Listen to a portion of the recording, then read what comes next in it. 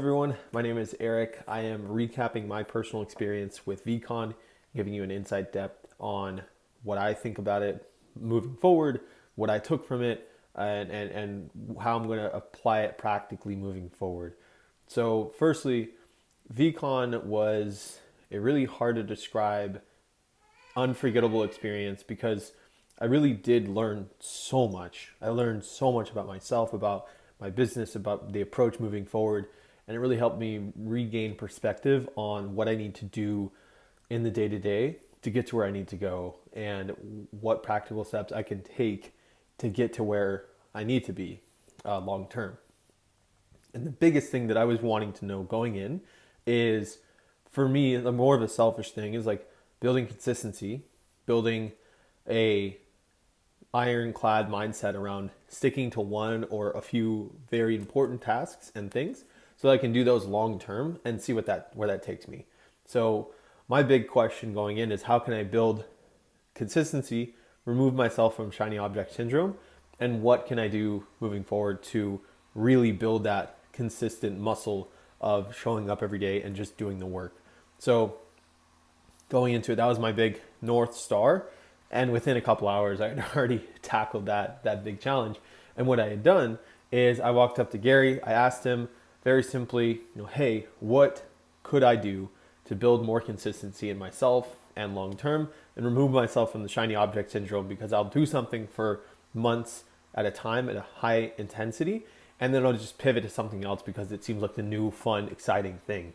And he very simply said, do things because you believe it's valuable and because you think it's something that you want to do, not because you see other people doing it and it's their version of success or their perception of success. What's going on, Good man? to see you, bro. Good to see you. Nice. You picked it up? Yeah, I was excited. A huge area of improvement for me is consistency. Yes. I do something really hard for like 3 months and then just move on to the next thing with like shiny object syndrome. Would love some guidance, pointers on that. You got to start doing things because you actually want to do them, not because you want to prove something or win something or get something. And that definitely hit home because I always do things because I see other people do it and it seems like a really, really good idea. It seems like it's something that is good on paper and in theory, but whenever I finally get down to it and dig myself into it, I realize, dang, like this really isn't as fun as it seems. And that's the thesis of everything is like, you can make anything seem fun if you frame it a certain way. Like on paper, stock trading seems amazing because you can make gains in like 2 minutes and you can make thousands of dollars. But also on the opposite side, if you lose, you could lose thousands of dollars very quickly. So that was my big thing moving forward. But wrapped within that, like the underlying principle is being authentic to yourself and really, really knowing who you are and where you're wanting to go. And that will give you the results that you need, because who gives a shit about what other people think of you? Who cares about where you want or what others' ideas of you are, like their perception? Who cares? Like people who know who they are, who are confident in themselves. And that's a big lesson that I learned from one of the speakers, Eric Thomas. Phenomenal speaker. I've never heard him speak in person. I've only seen him on TV or on YouTube and videos and ads and things like that. So seeing him in person was huge. And his big takeaway from me, what I got out of it is how important it is to be you, be true to yourself. You can't fake it. In a world full of fake people, you have to stand out some way. And how do you do that?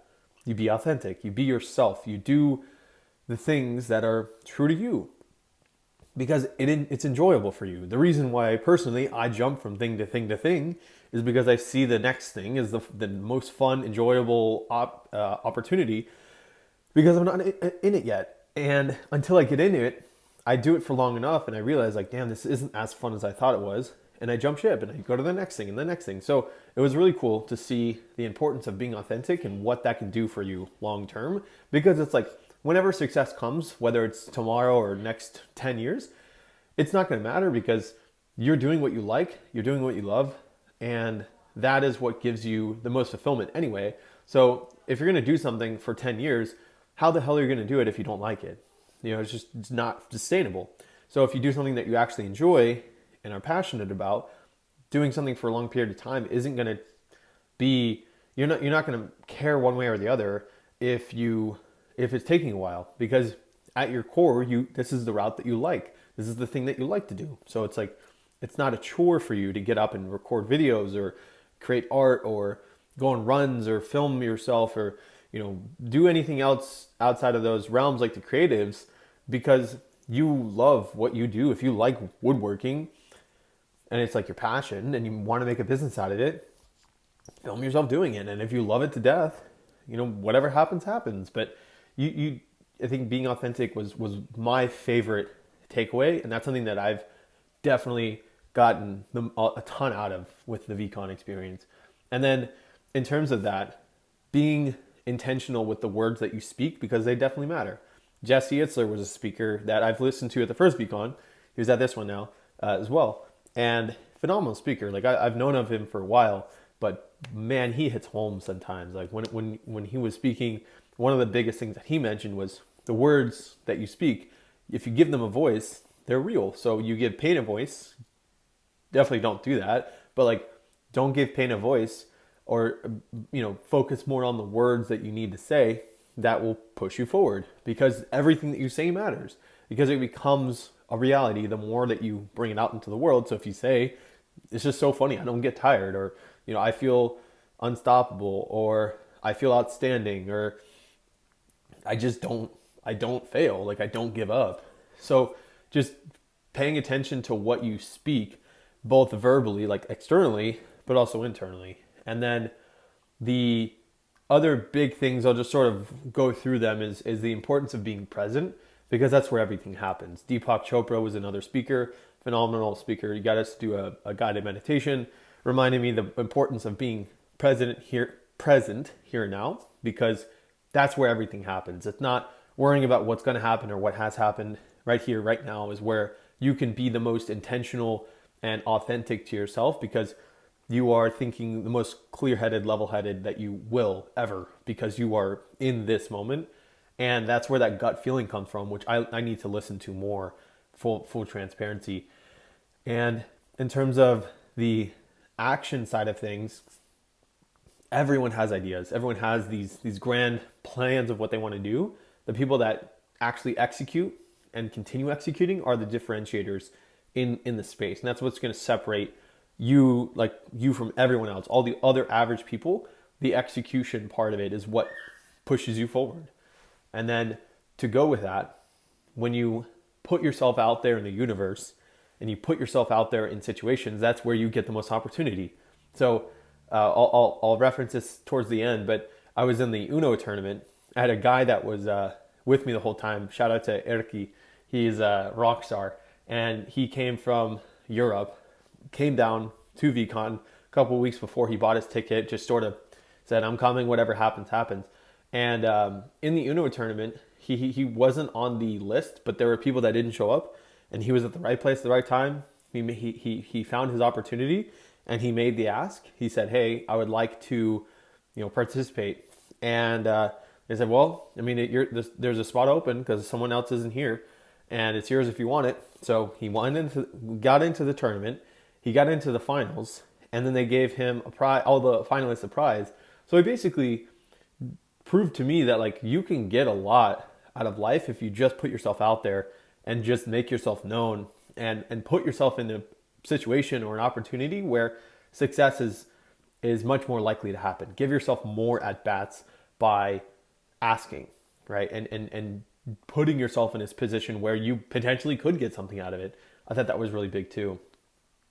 And to go with that, the importance of documenting your journey, and that's the point of this channel and my blog, financialfreedomandme.com, is I'm documenting my journey to financial freedom in the most raw format possible. I have a nice camera. I have one. I don't want to film on the nice camera because I feel like the more production I put into these types of videos and this YouTube channel and my blog, like the more polished it seems and the more disingenuous it can come from the heart, if that makes sense. Like that's how it seems to me. Maybe I'm way off, right? But this is the way that I want to make content, and this is how I'm going to do it. I have another YouTube channel where I have fancy cameras and microphones and everything. I'm literally filming this with my phone and my headphones attached to it, like very Gary style, just trying to be as authentic as possible, and just, this is the day in the life, like this is how it's going to be. I had all these plans of like how I wanted to film this video. I wanted to just make it as simple and easy to digest as possible. Here's the raw form. I'm going to do a quick edit, nothing crazy, and just put it out there. So document your journey. People will resonate with that so much more than if you were to spend weeks editing a video into like a 2-minute snippet. You miss all of those little nuances within your content, and that's where people connect with you the most. Is like those in betweens, those moments where everything isn't always on point, like those vulnerable moments.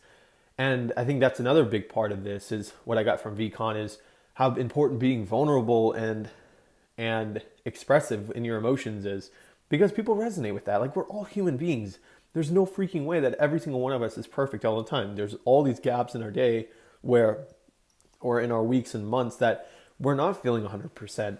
And I think it's important to share that with your community and your followers and your watchers or viewers. So that was another big thing. The other big parts of it were the importance of having a community, like a network, and surrounding yourself with other people who can be there when times get heavy. And Tim Tebow made a great reference to this, called them the spotters. In a physical sense, it could be, or a spiritual sense, it could be God. But the other part that he meant is a physical person.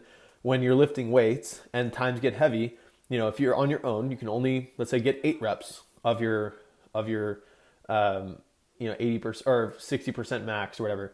You can maybe get 8 reps out of it, and you just don't want to go any farther, because what happens if you fail? You probably have to the weight will fall on you. And if you surround yourself with a spotter, you can usually get 9, 10, 11 reps, because you feel comfortable knowing that someone is right there that can support you and uplift you when times get hard. So I thought that was really cool. And another part of this that I really, really loved and has helped me a ton in terms of perspective shift is the compassion part of it. So when it comes to being around a group of people, or people that you used to know really well, or people that are just on a different path, or even so far left as people that have been negative towards you, either on something that you've posted, just random people online, who knows? Just the importance of being compassionate, because when you're compassionate, it brings perspective into the picture, because nobody knows what someone else is going through. And there's no point in me judging someone based on a 2-second comment, or getting so upset about something that they said, because who knows, maybe their dog died today and they're just mad at that, or they're sad about that, or upset about that.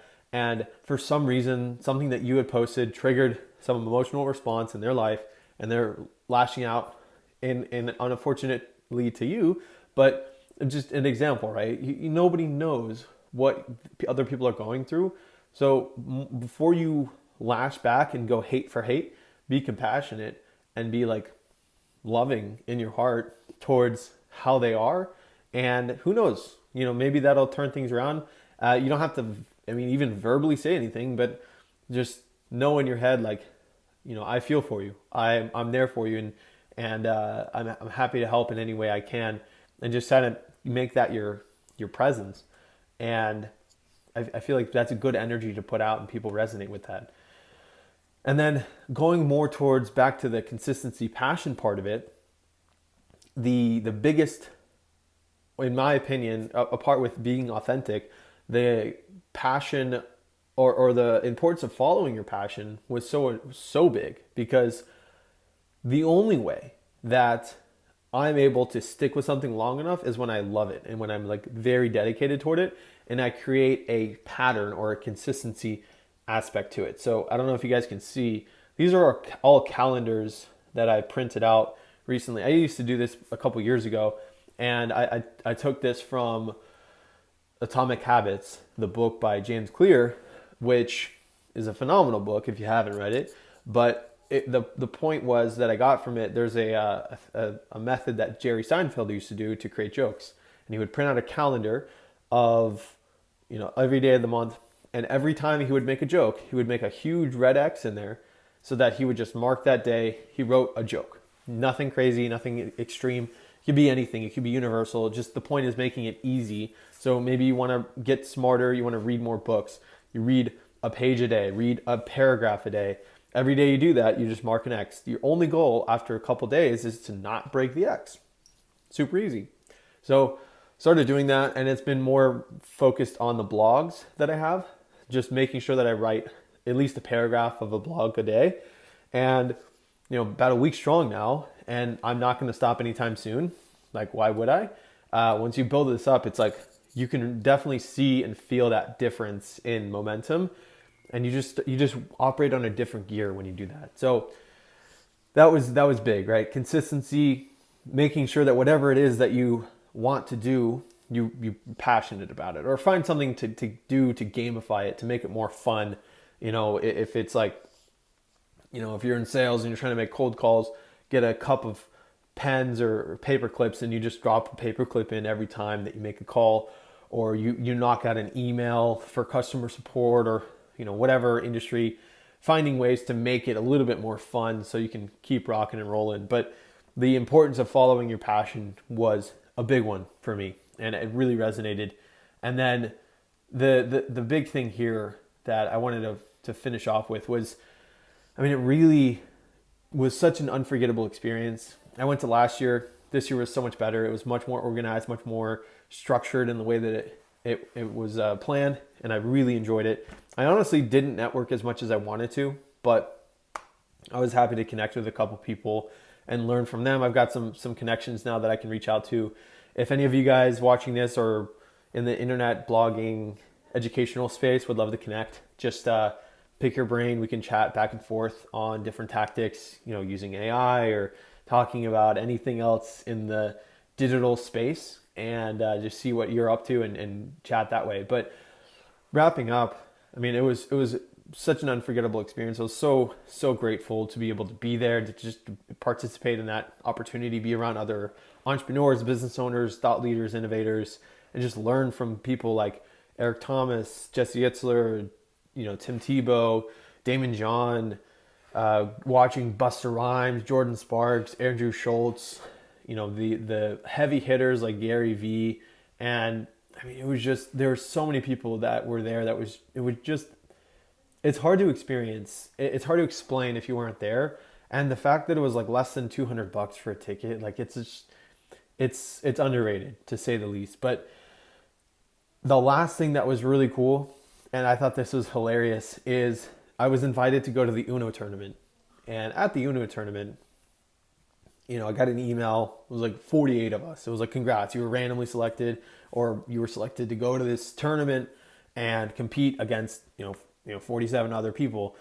And I told my wife at the time, like the day I got the email, I was like crazy nervous. I was super like confused, to say the least. I was like, this is crazy. Like, there's no way I'm going to do this. Like, probably just going to say no, or I didn't read the rules at all. I just showed up.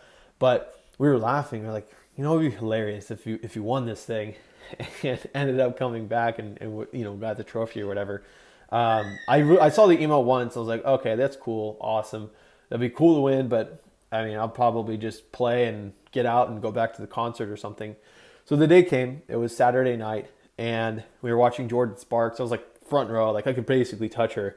It was that close. But it was weird because the concert started. I would probably watch it for 15 minutes. I had to go. My friend Eriki at the time, the guy from Europe, was with me, and we went over to check in, and he also got in. But sat down. I was like, yeah, a lot of these people are pretty active in the community, and it was just cool to be around a lot of those high level folks. So I was just grateful to be there. Like, that was my mindset the whole time. Just grateful to be here. Just excited to play. And it was funny because my wife, she's from Russia, so her grandma, she came in to watch our kid when we were just getting started in the parent life. And we had this game called Skibo, which is like the European version of Uno, and I would say a little bit harder because, I don't know, there's more moving parts, and when you play with a grandma, like, they kick your ass anytime.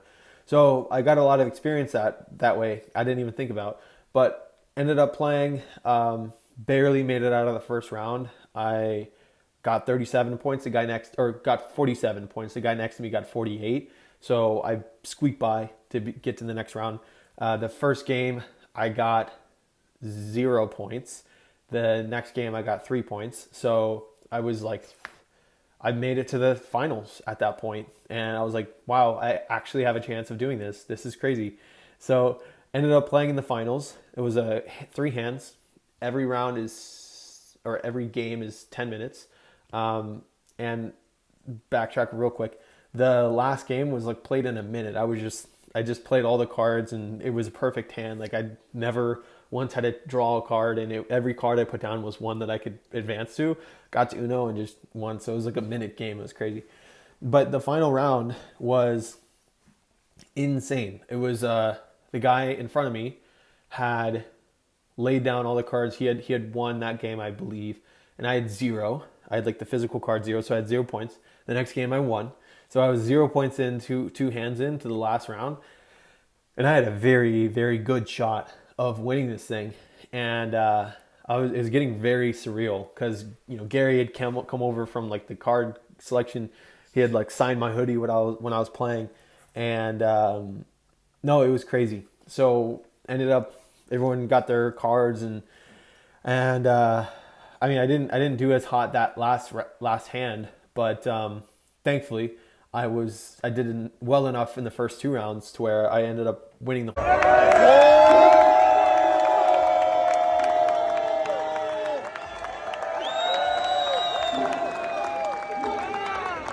whole thing, the whole tournament, and I ended up winning the Uno tournament. I got the trophy signed by him, by Gary. I got the hoodie also signed, and then I got this uncut Uno card sheet that all the finalists got, plus I got a 1-of-1 Gary B pin that it's a collectible pin. It's crazy. It's like 18 karat silver, gold plated silver with like sapphires, and it's insane. But just super grateful to have that opportunity, and then I'm going to be able to play him at some point in the future. Really, really looking forward to doing that. But all in all, like, to recap everything, Veecon was a freaking blast. I was super, super happy to be able to go and just enjoy it. So I made this video for 2 parts for people just maybe that went or were thinking of going that didn't know how it was. And if you've been watching this long throughout this video, it's like, thank you so much. Like I tend to ramble, as you can tell, but it was just nice to share my thoughts, my feedback, my experience. And I know I missed a ton of details. Like there were parties that I went to, and meetups afterwards, and just connecting with so many freaking amazing people that you see all the time in the V Friends community and just on Twitter in general. Like it was just awesome to meet these high level players. Like I saw Dogface, the Professor, the shoe salesman guy that you see on Facebook, and the guy, Daniel LaBelle. Like there were some influencers that are in Trevor Lawrence, and it was just fun because you see these people and they're just regular humans. And no, it's really hard to describe the conference in general, but coming out of it, the big 3 for me are definitely the authenticity part, doing things that I actually enjoy and not really caring about what other people think about me, because everyone's going to die one day, so it doesn't really matter what other people think. Having the consistency muscle built in, so like doing things that I like, matching it with consistency and tracking the consistency is big. And then also having the thought of what my words are doing. So like, what am I doing with, what am I saying to myself and externally, and what is the long-term impact of that, also in tandem with compassion and having a genuine like understanding of where other people are coming from. That was kind of my big takeaway overall. But that was it. I mean, I'll stop it there. But thank you so much for watching. And I did make this video also for myself to watch in the future, just to remind myself how Veecon 2023 was.